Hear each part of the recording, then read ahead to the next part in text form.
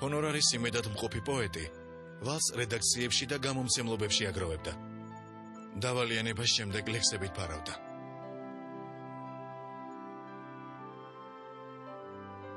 ქუჩიდან მეძველმა მოვიყვანე. მივყიდე ბოთლები 14 მანეთად და 28 კაპიკად. 2 მანეთად კარტოფილი ვიყიდე. დანარჩენს როდესაც დაუბრუნდები, მაშინ მოგცემ. ოლღა. 5-15 წუთი დააკლდებოდა ამ პერიოდში ჩვენ სამუშაო საათები გვითავდებოდა. და რა თქმა უნდა, მეც მოემზადე წასასვლელად, გავიხედე რომ ბატონი გალაქტიონი დერეფანში ფანჯარასთან იდგა, მინდოდა გამომშვიდობა, მაგრამ ვერ გავბედე, იმიტომ რომ მოწყენილი იდგა ფანჯარაზე. მე ისევ დავტოვე და წამოვედი, ვერ დავემშვიდობე. მიწიერი გალაქტიონი უმწევ ადამიანი იყო. მას შეეძლო დაეწერა მთაწმინდის მთვარე, მაგრამ არ შეეძლო შეეცვალა უბრალო ნატურა. ერთხელ ბინაში შუქი ჩაქრა. ნატურის გამოცვლის ნაცვლად ამ თემას გალაქტიონმა 8 გვერდიანი ტრაქტატი მიუძღვნა. ფარდების ჩამოკიდებისთვისაც კი წინასწარ ემზადებოდა და გეგმას ადგენდა. იგი თავის საკუთარ სამყაროში იყო ჩაკეტილი და გარე სამყარო მას მაინდა-მაინც არ აინტერესებდა. პოეზია იყო მისთვის ყველაფერი, ის იყო მისი უწმიდესი საკურთხეველი. დანარჩენი მოვლენების მიმართ შეიძლება ითქვას გურგრებული იყო.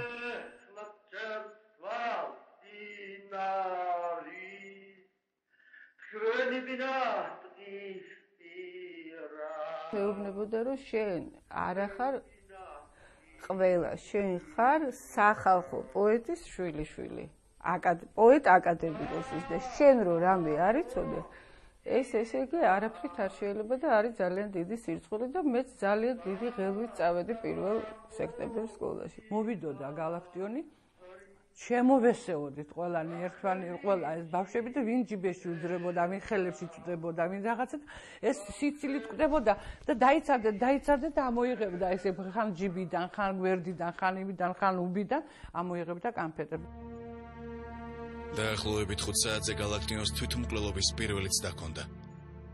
მან სკამი აიღო და მეოთხე სართულის აივანზე გასვლა დააბირა.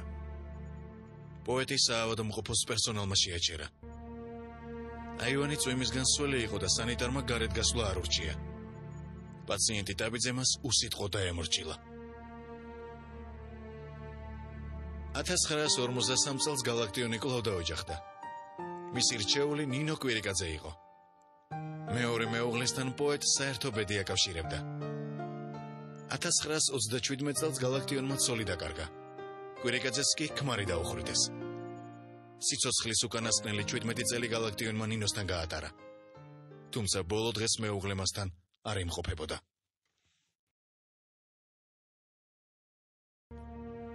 ექვსის ნახევარზე გალაქტიონს დერეფანში ნაცნობი მწერალი ვლადიმერ მაჭავარიანი შეხვდა, რომელიც თერაპიულ განყოფილებაში მკურნალობდა.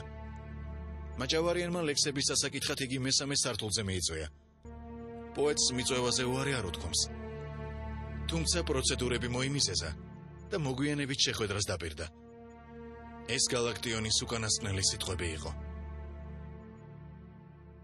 1921 წლის იანვარში ქართველ პოეტთა ერთმა ნაწილმა გალაქტიონს მეფის ტიტული მიანიჭა. თუმცა მეფე რომ იყო ამას მგოსანი ახალგაზრდობაში ვეგრძნობდა. ჯერ კიდევ 1915 წელს მთაწმინდის მთვარეში გალაქტიონმა გვირგვინის ხვების დაუხმარებლად დაიდგა. რომ მეფე ვარ და პოეტი და სიმღერის მუტები, რომ წაყვება საუკუნეს თქვენთან ჩემი ქნარი. ჯერას დროს არ ყოფნა ფარე ასე წვლაში. გალაქტიონმა საკუთარი გენიალობა კარგად იცოდა. მაგრამ სხვა პოეტებთან უპირატესობის დამტკიცებას მაინც ყოველდღეც ცდილობდა. კითხვაზე თუ ვინ იყო საქართველოში მეორე პოეტი, გალაქტიონმა უპასუხა. ხომ არ აჯობებდა მეოთხით დაგვეწყო. პოპულარობა მას ბავშვით უხაროდა. თუმცა ამავე დროს, როდესაც ყურადღების ცენტრში ექცეოდა, იბნეოდა, წითლდებოდა და აღელვებისგან წვერზე ხელს ისვამდა. თავისი სახელის უკვდავყოფას იგი სიცოცხლეშივე ითხოვდა. დაბადების 50 წლის იუბილეზე გალაქტიონმა მთავრობას 7 პუნქტიანი წერილი გაუგზავნა. სახალხო პოეტი ითხოვდა ქალაქ სამტრედიის საგალაქტიონოდ გადაკეთებას. სიცოცხლეშივე ძეგლის დადგმას. თბილისში ერთ-ერთი თვალსაჩინო ქუჩისთვის და მტკვრის მარცხენა სანაპიროსთვის გალაქტიონის სახელის მინიჭებას. მეოთხე სართულზე სანიტარმა დერეფნის დასუფთავება დაიწყო და გალაქტიონს პალატაში შესვლა სთხოვა. პოეტს მისი სიტყვები არ გაუგია. სანიტარის სააბაზანოში ცოცხის დასადებად შევიდა. როდესაც დერეფანში დაბრუნდა, გალაქტიონი იქ უკვე აღარ იყო. ხმა გავიგონე და ამ ხმაურზე გამოვიქეცი.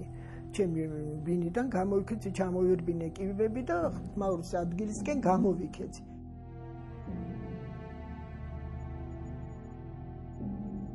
6 საათს 10 წუთი აკლდა. როცა გალაქტიონი ნერვული განყოფილების გამგის კაბინეტში მესამედ და უკანასკნელად შევიდა.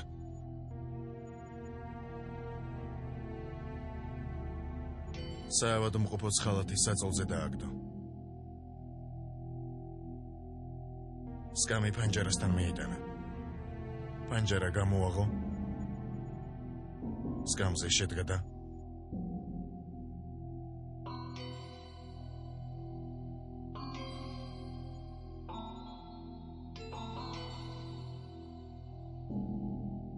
პირქვე დამხობილი ადამიანი აი ესე გადმოვაბრუნე და დავინახე ბატონი გალაქტიონი. და იმ წუთში აი წამიერად მოწვიდა უკვე ხალხი. ნახე მაჯა არ ისინჯებოდა, არც არტერიაზე მაჯა არ იყო, არც პულსი, არც არაფერი, უკვე დარი იყო. გალაქტიონმა 13 მეტრი იფრინა.